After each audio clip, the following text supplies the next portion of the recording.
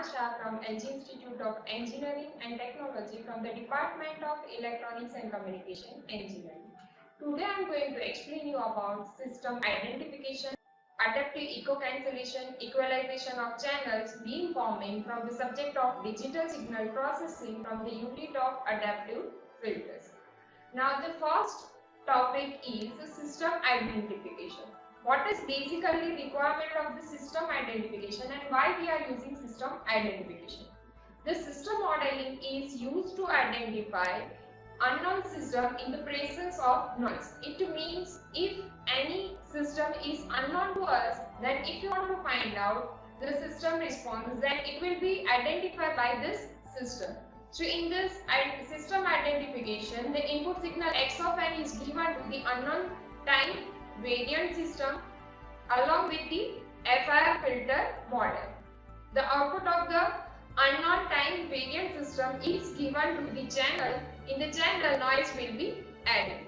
Now this output is given to the adder block, so it will add with the FIR filter model response. So addition of these two will generate the error signal and it will given to the adaptive algorithm. So it will give the output of it to the FIR filter model.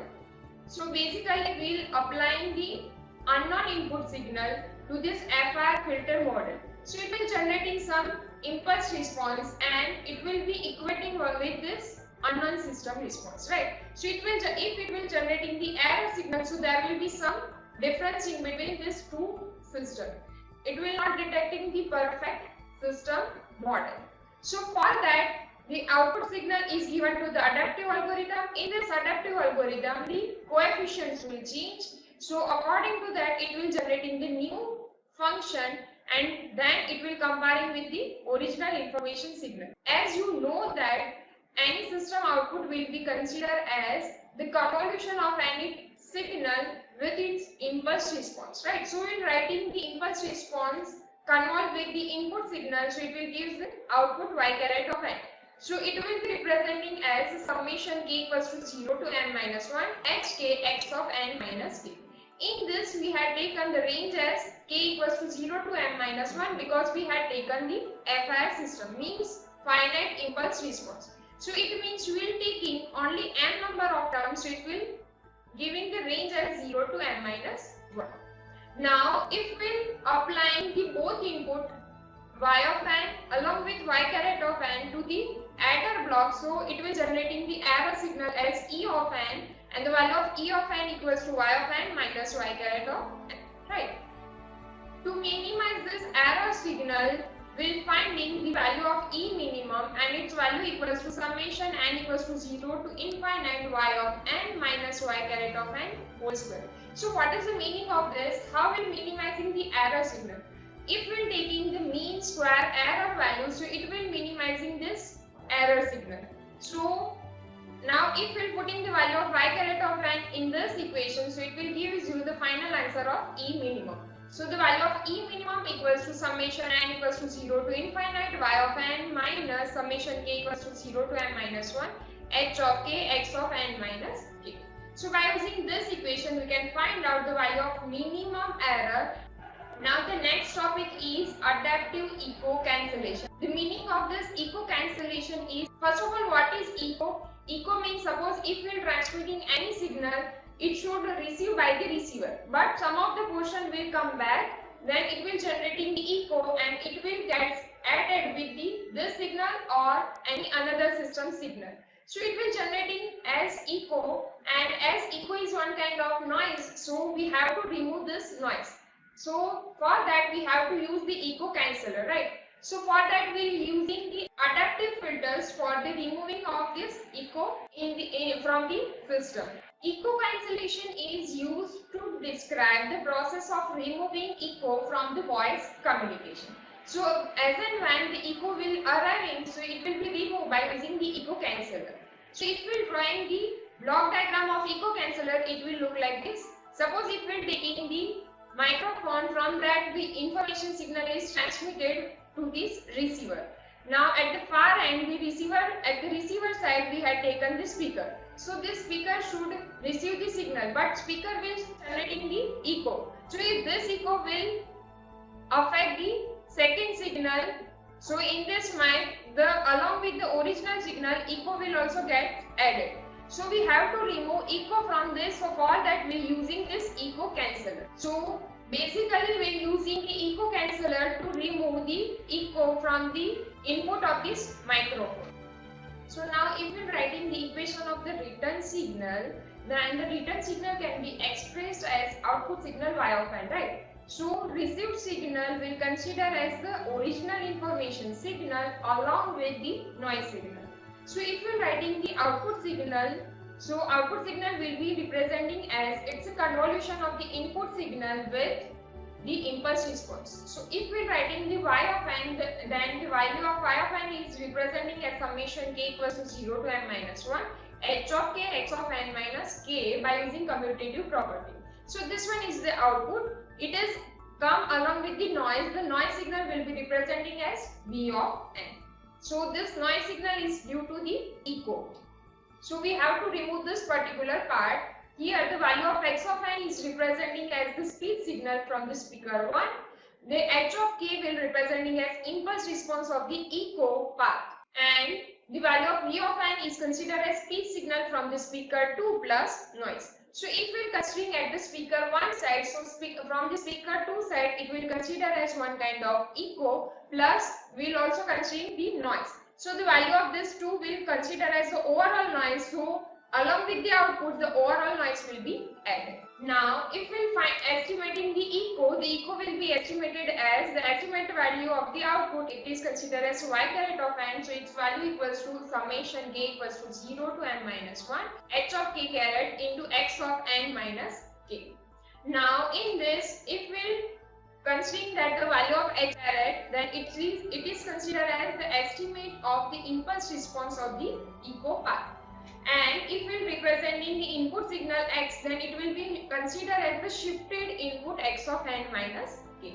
Now if we are finding the value of error signal will be finding by using the equation of E of n.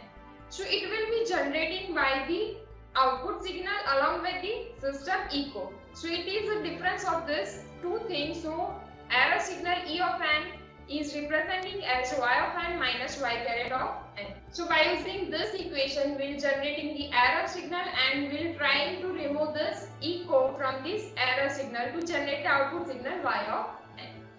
Now the next topic is equalization of channel. So first of all, what is the basic use of this equalization of channel?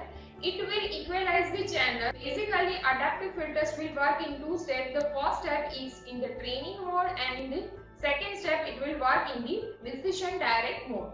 So if any unknown signal is given to any system, then it will be identified in the training mode, and in the decision direct mode it will gives you the decision which type of signal is there.